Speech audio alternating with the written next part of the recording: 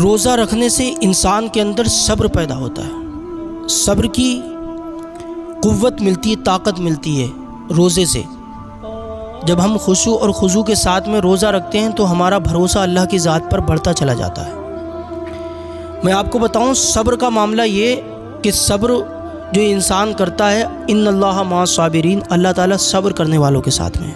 اللہ پاک نے خود فرمایا قرآن کریم میں کہ اللہ پاک صبر کرنے والوں کے ساتھ میں ہے۔ حضرت سلیمان علیہ السلام کے دور میں ایک بندے نے ایک بلبل خریدی، جو بلبل بہت بولا کرتی تھی، بہت باتیں کیا کرتی تھی، اس کی میٹھی میٹھی باتوں کو جو سنتا تھا اس کا دیوانہ ہو جاتا تھا، لیکن اس کی قیمت اتنی زیادہ تھی کہ ہر کوئی خرید نہ سکا۔ ایک بندے نے اس کو خریدا، خریدنے کے بعد میں وہ گھر پہ لایا، اس کو لانے کے بعد میں وہ اس کی باتیں سنا کرتا تھا۔ وہ اتنا میٹھا بولتی، چونکہ بلبل کا بولنا کتنا میٹھا ہوتا ہے، وہ بولا کرتی تھی، وہ سارے لوگ اس کی باتوں کو سنا کرتے تھے، لوگ آتے تھے اس کو دیکھنے کے لیے، وہ اتنا میٹھا بولا کرتی تھی۔ ایک دن ایک طوطا اس کے پنجرے کے برابر میں آیا اور پھر تھوڑی دیر کے بعد میں اڑ کر کے چلا گیا۔ اس کے بعد سے پھر اس بلبل نے کبھی بھی بولا نہیں، اس نے بولنا ہی چھوڑ دیا، اس نے بولنا ہی چھوڑ دیا۔ اب میں آپ کو بتاؤں، وہ شخص حضرت سلیمان علیہ السلام کی بارگاہ میں گیا اور جا کر کے عرض کرنے لگ گیا کہ میں اس بلبل کو اس لیے خرید کر کے لایا تھا کہ اس کی بولی بڑی میٹھی تھی، لیکن اب اس نے بولنا ہی چھوڑ دیا ہے۔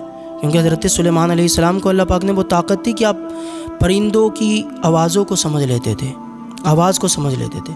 حضرت سلیمان علیہ السلام آئے اور اس بلبل سے گفتگو کرنے کے بعد میں حضرت سلیمان علیہ السلام سے وہ بلبل کہنے لگ گئی کہ میں بہت بولا کرتی تھی، لیکن میرے پاس جب طوطا آیا نا تو اس نے مجھ سے کہا کہ تم جو چیختی اور پکارتی ہو، تم یہ کہتی ہو کہ مجھے قید کر لیا، میرا تو آزادی مقصد ہے، میرا مطلب آزادی ہے، مجھے قید کر لیا، اس بات کو لوگ اچھا سمجھتے ہیں اور تمہاری اسی بولی کی وجہ سے جو ہے تمہیں یہاں پر قید کیے ہوئے ہیں، تم صبر کرو، بولنا ختم کر دو، چیخنا ختم کر دو، تمہیں ہو سکتا ہے یہ لوگ آزاد کر دیں۔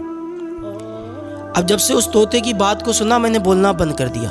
حضرت سلیمان علیہ السلام نے اس بندے سے جس نے اس بلبل کو خریدا تھا، اس بندے سے کہہ دیا کہ آج کے بعد یہ کبھی بھی نہیں بولے گی، آج کے بعد یہ نہیں بول پائے گی۔ اس نے کہا جب یہ بول ہی نہیں پائے گی تو میں اس کو آزاد کر دیتا ہوں، اس کو آزادی مل گئی۔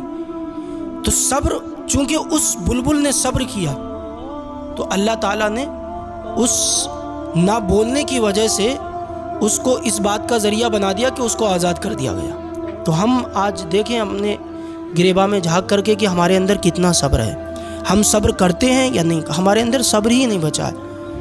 ہمیں ہر چیز میں تیزی پسند ہے، ہر چیز میں چاہیں ہماری جان کیوں نہ چلی جائے، ہمیں تیزی پسند ہے، ہمیں صبر نہیں ہے کسی چیز میں بھی۔ ہمیں صبر، اگر حالات تھوڑے سے بھی غلط آ جائیں تو ہم چیخ پکار کرنے لگ جاتے ہیں۔ ہمیں صبر کرنا چاہیے اللہ کی ذات پر، کیونکہ اللہ تعالیٰ جو پروردگار پرندوں کو، چرندوں کو، مچھلیوں کو سمندر کے اندر رزق عطا فرمائے گا، وہ پروردگار ہمیں بھی کھانا ضرور دے گا، لیکن ہمارے اندر صبر ہونا چاہیے۔ ہمارے اندر صبر نہیں رہا۔ اللہ کریم ہم سب کو صبر کرنے کی توفیق عطا فرمائے۔ رمضان کا مہینہ، ہمیں اللہ پاک اس مہینے کے صدقے میں صبر کرنے کی توفیق عطا فرمائے۔